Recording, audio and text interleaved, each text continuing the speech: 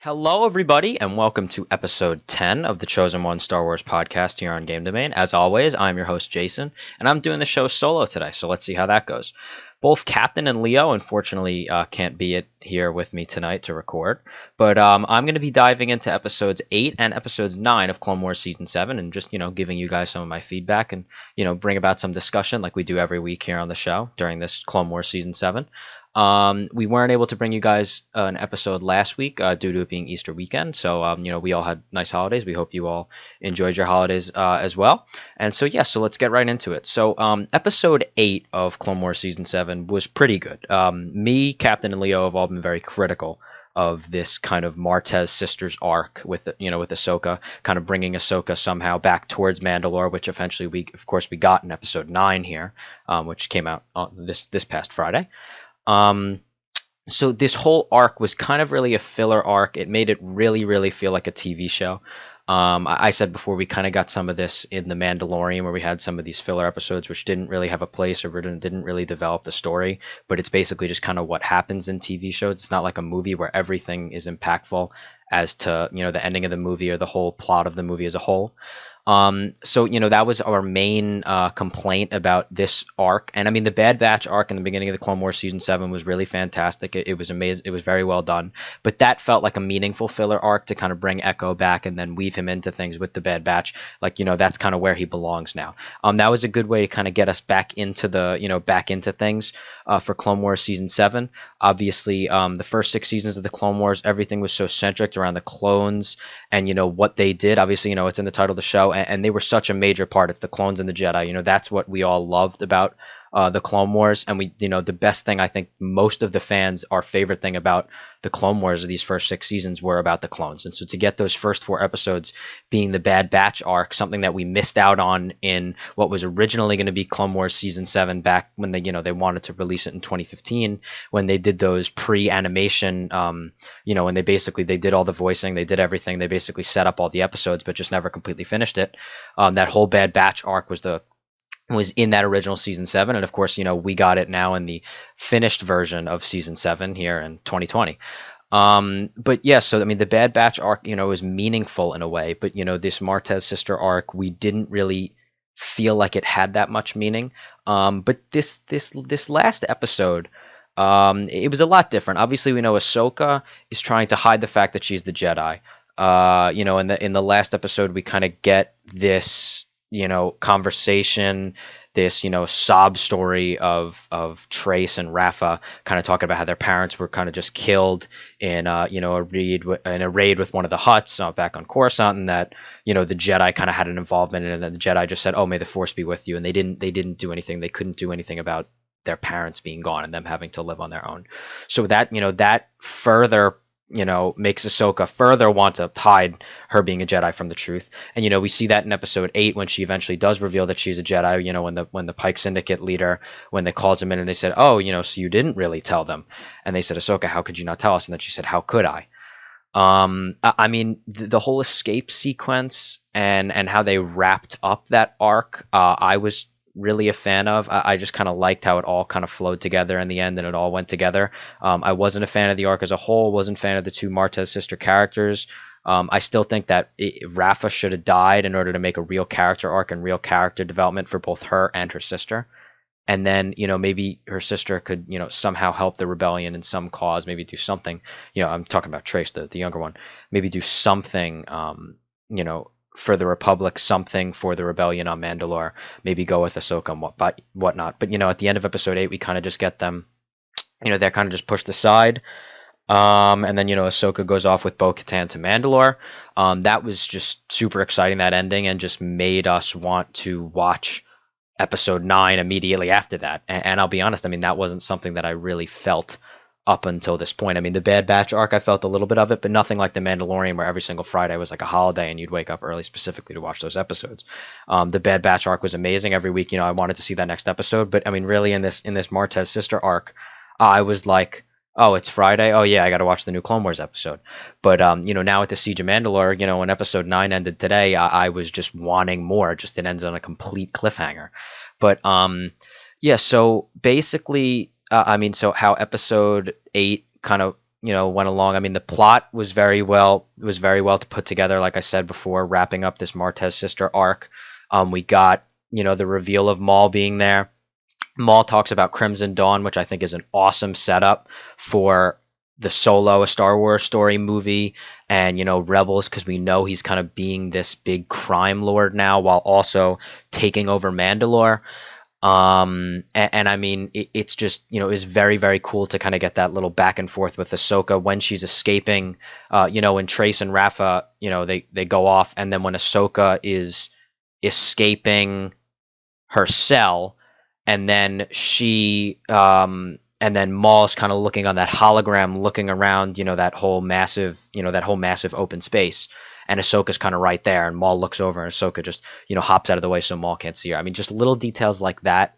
Obviously, the animation in a shot like that is amazing. I like the whole the Ahsoka escape dynamic. I like the Ahsoka, you like, listen to me, I got a plan, and she tells them that Trace and Rafa, she tells them, they'll go get the missing spice, if not, whatever. And she sets up that whole kind of typical Star Wars thing where it's a big trick on the crime lords, like we see with Jabba the Hutt and whatnot, when Luke goes and sends himself there to try to get Leia and Han back. I mean, so episode 8, the arc as a whole with the Martez sisters, it wasn't the best thing in the world. How they ended up wrapping it up, like I said a couple times so far, was very good. The setup for the Mandalore arc, which is really what we're all waiting for here. Just one of my main criticisms of episode 8, and this kind of plays into the whole arc, just with kind of the meaninglessness of the two characters, the Martez sisters, is that we have the dynamic when they're escaping on the Starlight Angel, or whatever the ship's called, or the Silver Angel. When they're escaping on the Silver Angel, and Ahsoka, and Ahsoka says, Trace, I'm sorry, I'm sorry I didn't tell you. And Trace says, oh, but if you really are a Jedi, you must have a good shot. So then right there, it's kind of like, okay, maybe they don't really care. And so then it's like, oh, okay, so they're kind of accepting Ahsoka because even though she may be a Jedi, she's not what they view the Jedi as, that she's changing their opinion of them, like one bad apple or a couple bad apples, like the Jedi who killed their, who indirectly killed their parents and kind of couldn't do anything about it. That doesn't mean everybody in the Jedi Order is sick and twisted and horrible, like they made them sound in that story. That Ahsoka could, Ahsoka's hope for this order, and Ahsoka is a good, genuine figure in the Jedi Order, and a good, genuine figure in their life, as she is there helping them escape this, sketchy situation that they got themselves in the first place, dealing with the Pike Syndicate. And Ahsoka's helping them escape this situation, and then so that like I just said, it seems like they're kind of accepting her as being a Jedi, but accepting her as being a different Jedi, and not the Jedi that she, not defining her as what they think the whole order is, and that she's truly is a good person, which obviously we know Ahsoka is. And it just then, right after that, when they land, then Ahsoka kind of goes up to them, and then they give her the cold shoulder. And then immediately after that, when the Mandalorian ship comes, they said, oh, you are a Jedi, that's what you're supposed to do. Like, that's what you're destined to do. Go back to them. When she says, but I'm afraid that if I go, it'll lead me back to the Jedi Order. And they say, no, go.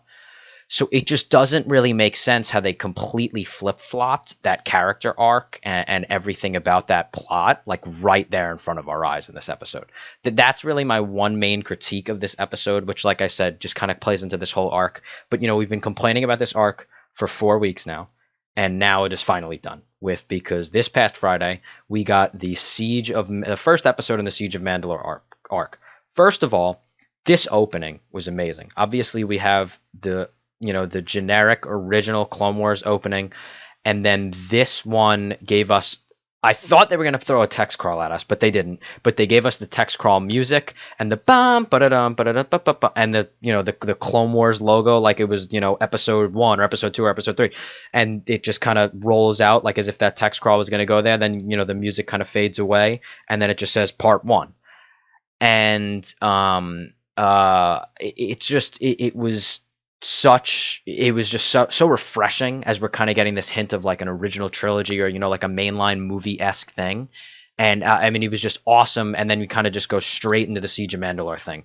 I like how we start with Anakin and Obi-Wan on the ground, in sort of a in a battle with the Separatists.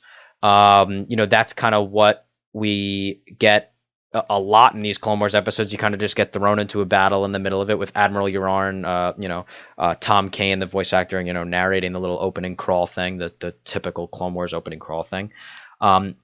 I liked how that opened, and then we get that shot from the trailer that everyone said was the most beautiful animation shot that we've ever seen in Star Wars of Obi-Wan's lightsaber in the rain kind of coming down on it, and you see the the foggy smoke or whatever coming off of his lightsaber. So we got that, and then you completely see that Commander Cody and Obi-Wan, their troops are kind of getting outmatched by the Separatists.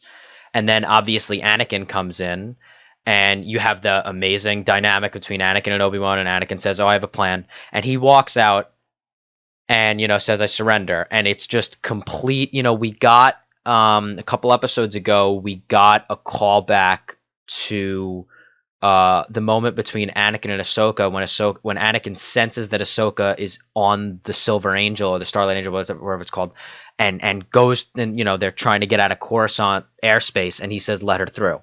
And it's just an exact mirrored, scene of what we got in Episode 6 when Vader senses that Luke is on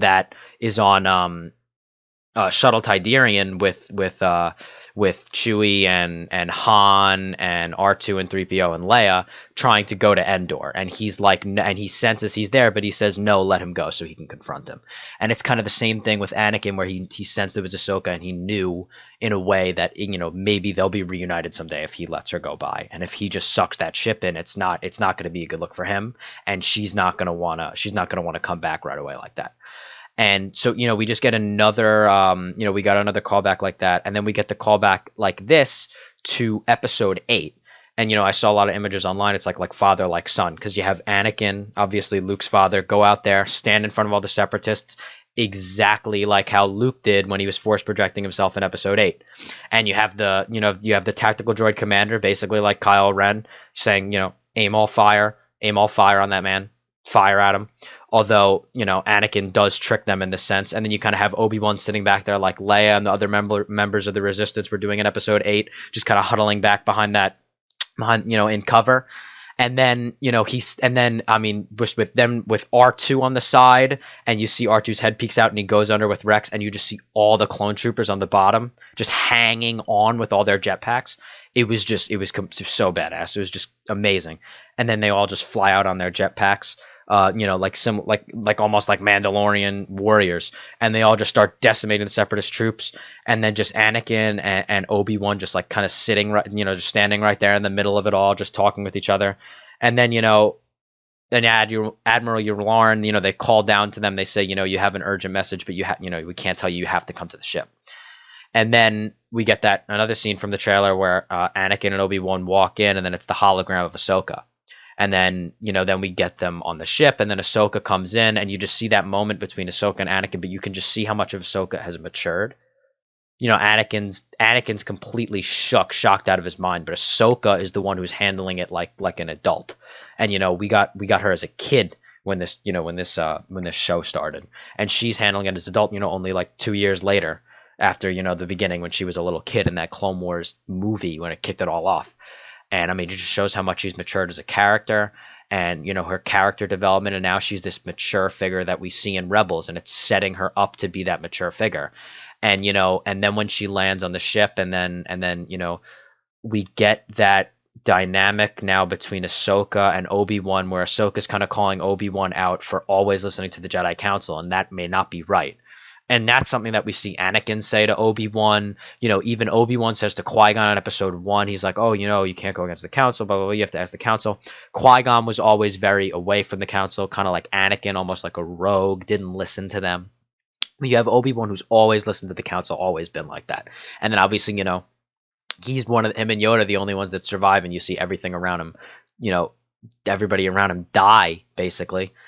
or like his apprentice turned to the dark side, and he has nothing left, and that's that Jedi Council ignorance that we see with Yoda and Mace Windu and Obi-Wan. And you kind of see Ahsoka call him out for that, and he just says, he walks away, it doesn't matter. And then when Bo-Katan says, I thought, this is for my sister, I thought you cared about her. And then you see that emotional pull at Obi-Wan about Satine, who he was obviously in love with. And then and then Obi-Wan kind of says, I did care about her, but he still walks away, and he's still sticking with that Jedi Order thing.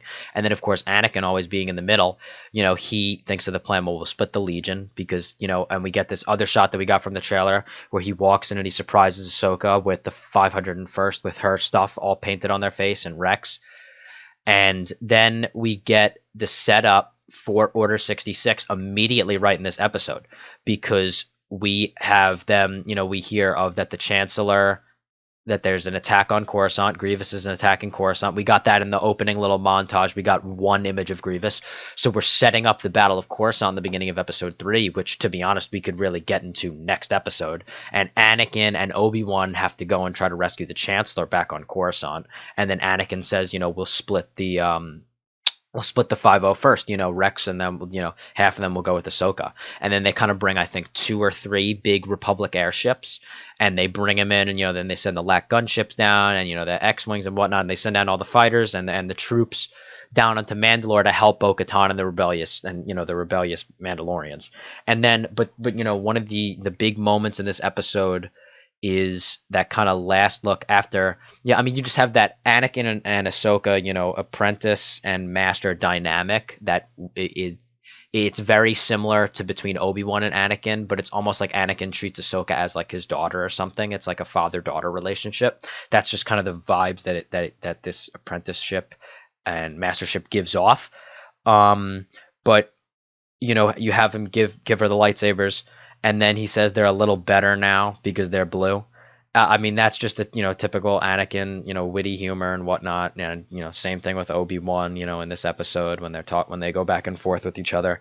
And then Ahsoka takes the lightsaber, she goes off, and then you go down onto Mandalore. And when Ahsoka says to Rex, "I'll race you," I don't need a jetpack, I'll race you to the bottom. Ahsoka's just a pure badass in this episode, and it's just absolutely amazing. She's just obliterating every single troop. Every single Mandalorian trooper that goes in front of her, just slicing their guns in half, slicing their jetpacks so they fly off and just explode in the middle of the air, slicing their heads off, slicing their backs open, and just killing them all. And then lands right on the ground, and then she says to Rex, "Beat ya." And then her and Rex run in, and this is, I'll talk about this little, after we're done with this, kind of how it sets up everything after this. But then Ahsoka goes in, and then obviously, she kind of, Bo-Katan kind of goes straight for the throne room, basically, straight for the leaders of Mandalore, while Ahsoka is sent to go find Maul. And then everything is a trap because the Mandalorian leader guy says to I can't remember his name, but he says to Bo-Katan, you brought the wrong Jedi. That's not the Jedi he wanted. So obviously we know he always wants Obi-Wan. He always wants Kenobi. And then you get Ahsoka take, some of the troops down into, the under city, the inner city, whatever they're calling it. And then, because, they think they have a lead that might be where Maul is holding out. And then, right when Ahsoka kind of goes in there, once Bo-Katan learns that news, she tries to message to Ahsoka, but the signal's not going through when they're down that deep. And then you kind of go in there and you just hear the Mandalorian warriors, and you hear all of the clones just dying, and it's kind of this emotional, sad scene. And then you see just Ahsoka kind of turn a corner, and she's just trapped, surrounded. And then Maul comes out. Just so epic. No words from Ahsoka. Maul just slowly walking out, completely tormenting her. She's completely trapped. Nothing she can do. And, he's like saying, "Why are you here?"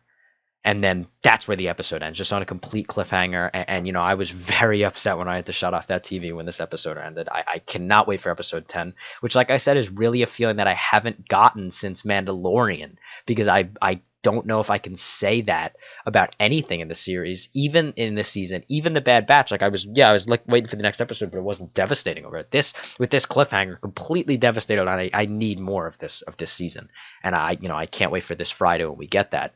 But so now I think the main thing that comes out of this episode, obviously, we finally get into the Siege of Mandalore, just see all out war on Mandalore. But now I think of this episode more is this is even the setup to the bigger thing down the road, which we know obviously this is the Siege of Mandalore, which what is the plot point that wasn't explored in the movies that we're waiting for, but we're also waiting for further exploration of Order 66 and kind of how the Jedi go down.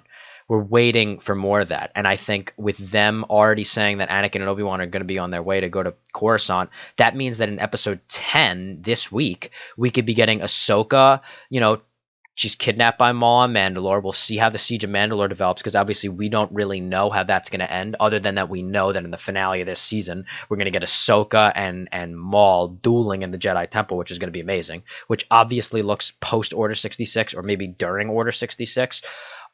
Maybe we'll get one more little. I mean, we really can actually. I was about to say maybe we'll get one more little thing between Anakin and Ahsoka, but in Rebels, Ahsoka doesn't know that Anakin is Darth Vader. Like, she thinks that he's dead or gone somewhere until she realizes that in season 2 of Rebels. So we can't really get anything else between Ahsoka or Anakin, because now they're kind of split, and now it's Battle of Coruscant, Order 66, and Siege of Mandalore.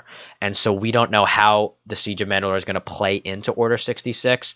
Also, we do see in this episode with kind of the Jedi being dispatched with their various with the various other clone troops, and we see Plo Koon and Aayla Secura kind of being with the troops that ended up killing them.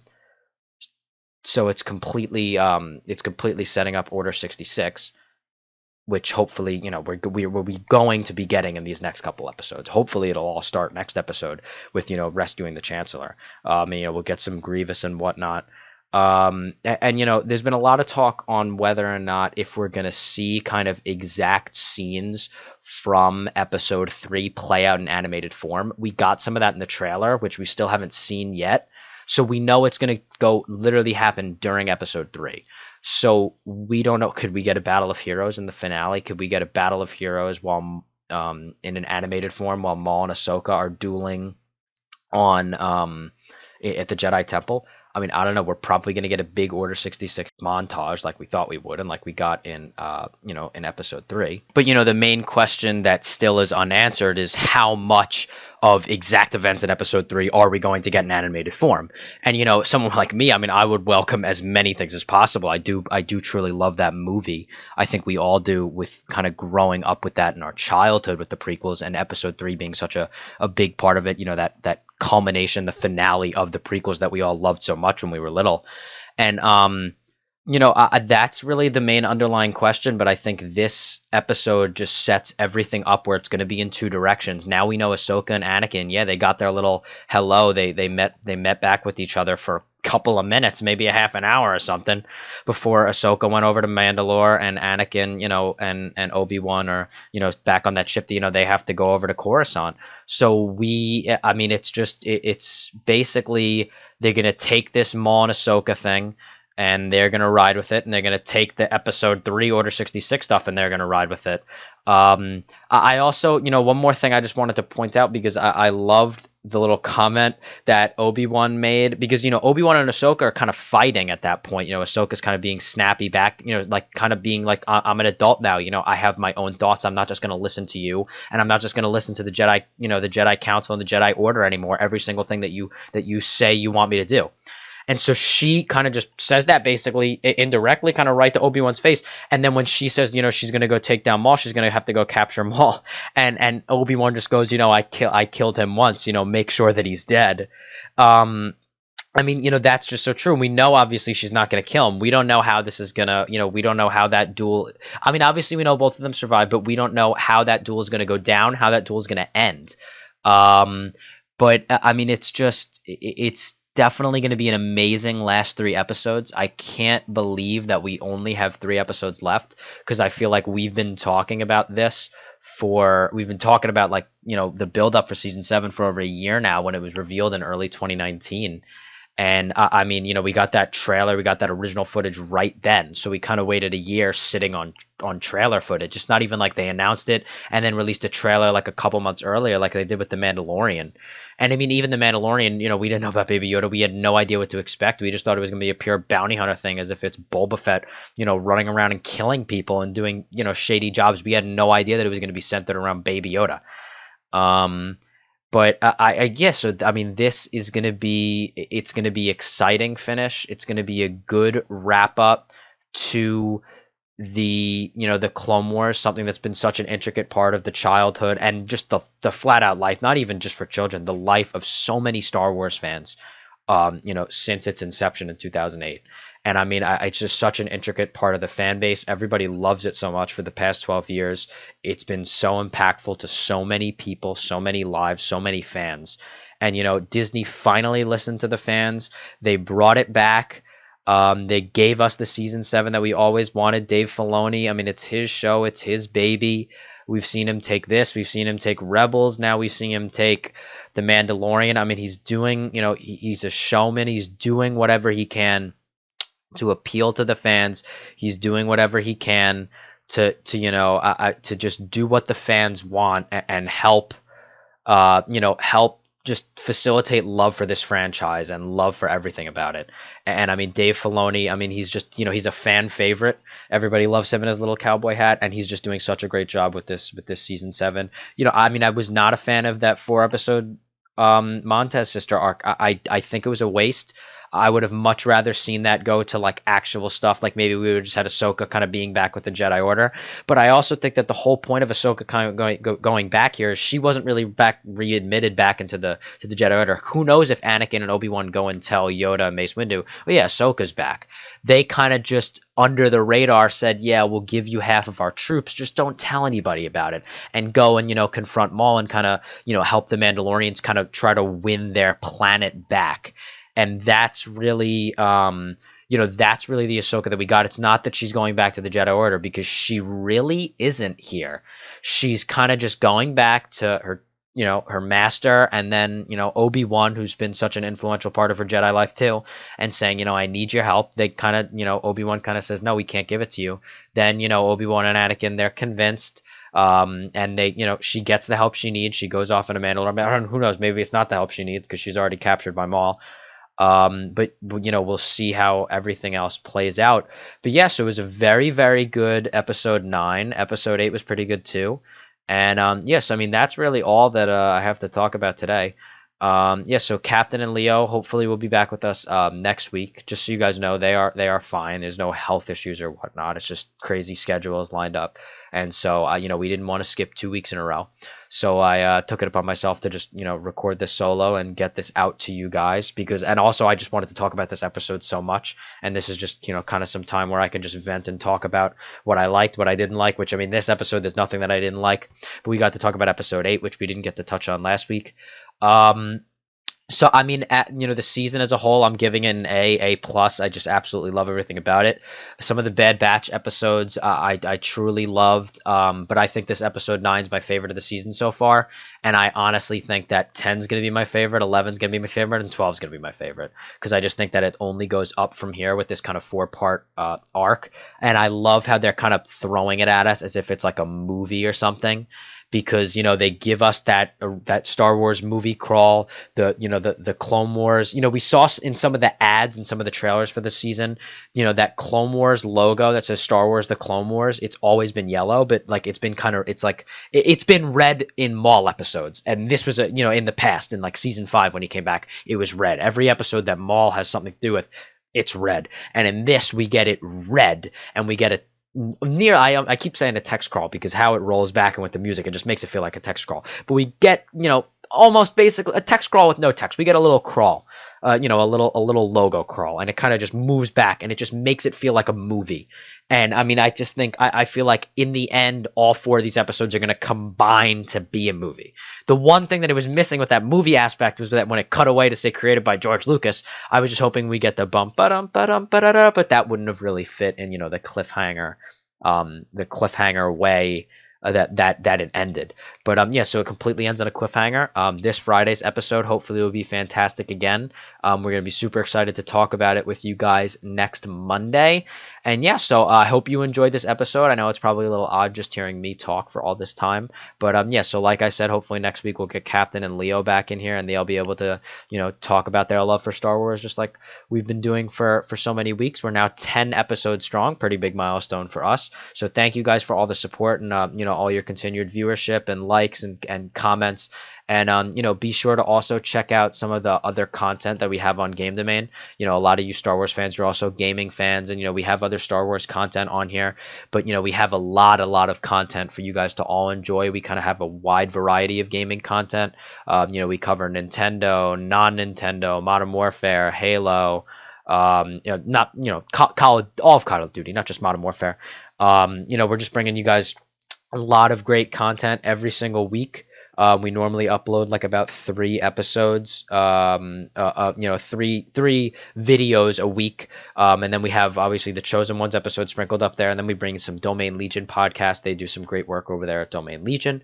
If you guys are interested in joining Domain Legion, you can join our Discord and message me, J1ASJO, or Domain 76 in the Discord. When you join, Discord link is down below in the description, and when you join the Discord, you will be able to personally reach out to us, private message us, and you can get involved in Domain Legion. So you're probably asking, what is Domain Legion? Domain Legion is basically a group of content creators that we have. Basically everybody has their own YouTube channel, and they kind of all come together and converse to create content, like the Domain Legion podcast you see. They work on each other with collabs, like you'll see some of the collab videos that we have on our channel, and then they'll collab and post videos on their own channel. So it's just kind of a nice medium to kind of bring content creators together, especially during this these tough times that we're in right now. Bring content creators together and help them to kind of create quality content with each other, to put out on YouTube and put it on our channel and their channels to enjoy. Also, Captain and Leo have been very, very selfless. They're not